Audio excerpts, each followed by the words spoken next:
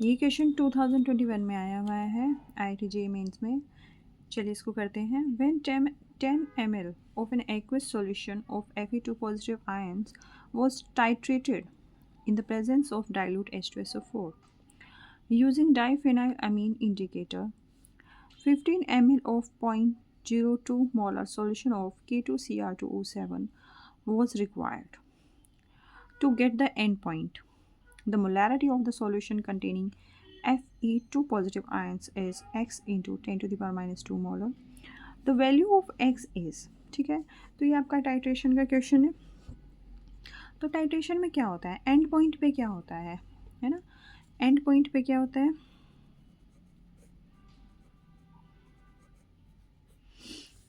जिसको हम टाइट्रेट कर रहे हैं और जिसके अगेंस्ट कर रहे हैं उसके मिली इक्विवेलेंट्स इक्वल होते हैं। दैट मीन्स कि मिली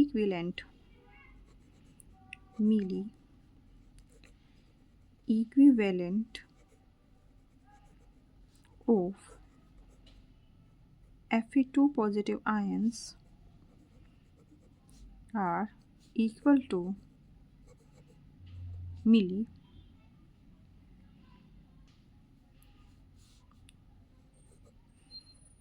equivalents of K2Cr2O7, राइट। और या फिर आप बोल सकते हैं N1V1 should be equal to N2V2। यहाँ पे जो N टर्म है उसको हम बोलते हैं नॉर्मेलिटी।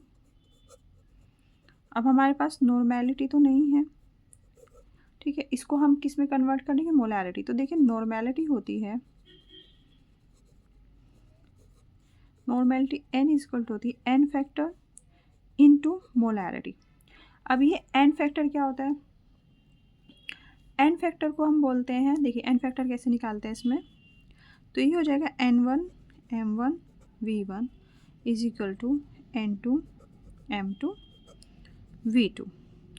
ठीक है जी। तो सबसे पहले आपको इसका क्या पता होना चाहिए, आपको इसकी पता होनी चाहिए क्या, molarity and volume and N factor. तो आपको सबसे पहले इसका पता होना चाहिए कि इसकी इक्वेशन क्या होगी।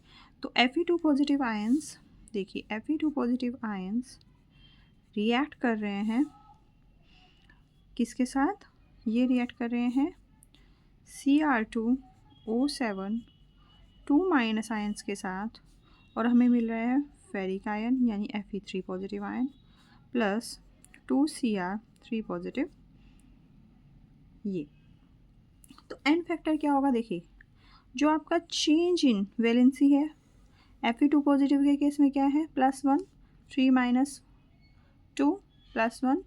और जब आप M2 देखेंगे दूसरे सॉल्यूशन के रिस्पेक्ट में देखेंगे, तो देखिए यहाँ जब आप इसकी ऑक्सीडेशन नंबर निकालेंगे क्रोमियम की, तो क्या आएगा, आप निकाल सकते हैं। देखिए आपको ये सब सिखाया हुआ है रिडॉक्स रिएक्शन के चैप्टर में, तो इसको x मान लीजिए, 2x + 7, ऑक्सीजन का क्या होता है -2, और ये -2 यहाँ आ जाएगा, तो 2x - 14 is equal to -2, 2x is equal to -2 + 14, और 2x इज इक्वल टू हो जाएगा 12, या x इज इक्वल टू हो जाएगा 6 + 6। तो यहाँ पे कितना चेंज आ रहा है, देखिए +6 -3 3। लेकिन आप देखेंगे रिएक्टेंट में क्रोमियम के कितने एटम्स हैं, 2। तो सिंस ये एक एटम के अगेंस्ट तो +3 है, लेकिन 2 के लिए कितना होगा, 3 × 2 क्या होगा, N फैक्टर 6। तो पहले वाले के लिए क्या होगा 1, और दूसरे वाले के लिए क्या होगा 6। तो यहाँ पे लिख लेंगे N1 की जगह 1 × M1 क्या है, देखिए in the presence of H2SO4 for using diphenyl indicator. देखिए इसका तो हमसे पूछा है, Fe2 पॉजिटिव आयंस वाले का तो पूछा है, तो इसको मैं M1 ही लिख लूँगी, राइट। और V1 मेरा दिया है इसका 10 ml, राइट। और N2 भी मैंने आपको बताया कैसे आया इसका 6 × और M2 क्या है, देखिए इसका तो मोलैरिटी दिया हुआ है 0.02 मोलर सॉल्यूशन ऑफ K2Cr2O7। तो यहाँ पे आपके क्या लिखेंगे 0.002, और V2 क्या दिया है इसमें 15 ml। बस यहीं से इसको सोल्व करना है, इसकी मोलैरिटी निकाल लेनी है। तो M1 क्या आएगा 6 × 0.02 इंटू 15 डिवाइड बाय 10। आप इसको सोल्व कर लेंगे, ये पॉइंट हटाएंगे तो नीचे क्या आ जाएगा 100। पॉइंट से आगे जितने नंबर होते हैं उतनी ज़ीरो आ जाती है। अब क्या करेंगे, 2 5 ज़ा 10 एंड 5 3 ज़ा 15, ठीक है, 6 3 ज़ा 18, 18 डिवाइड बाय 100 आ रहा है।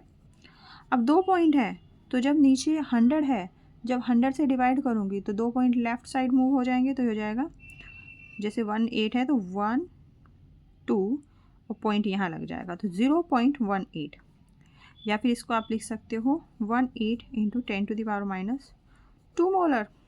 ये ऊपर जाके क्या हो जाएगा 10⁻²। 10⁻² क्यों लिखा, क्योंकि यहाँ पे x की वैल्यू निकालनी है और 10⁻² की टर्म्स में ही पूछा हुआ है।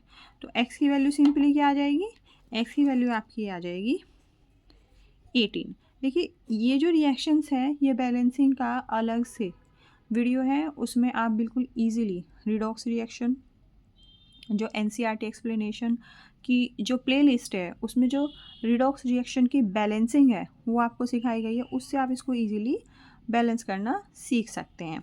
चलिए अगले क्वेश्चन पे चलते हैं।